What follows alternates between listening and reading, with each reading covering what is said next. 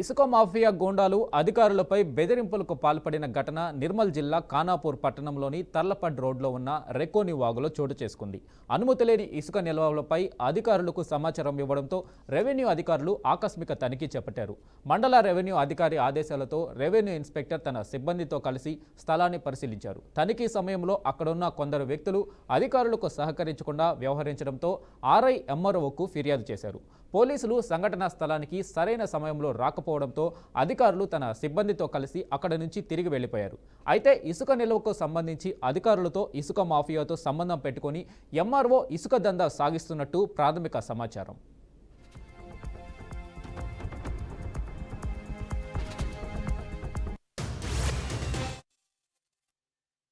గంటల 20 నిమిషాలకు శేఖర్ అనే వ్యక్తి ఫోన్ ద్వారా ఇక్కడ ఇసుక డంపింగ్ ఉన్నదని సమాచారం అందించగా సంజీవ్ రావు తోట పక్కన తర్లపాల్ రోడ్కు మా ఆర్ఐ ఆయన సపోర్టింగ్ స్టాఫ్ని పంపడం జరిగింది.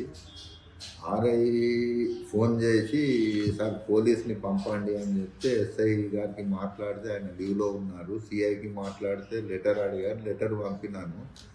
కానీ ఇన్ టైంలో పంపనందున అక్కడ గొడవకు దిగిండ్రు. గొడవకు దిగడం వల్ల నిస్సహాయ స్థితిలో మా వారు రిటర్న్ అప్ చేసిండ్రు. అలాంటి ఇసుక డంపు నేను సీజ్ చేయలేదు. ప్రాణహాని ఉన్నందున అది తిరిగి వచ్చేసిండ్రు. పోలీసు లెటర్ రాసినా కోఆపరేట్ చేయలేదు.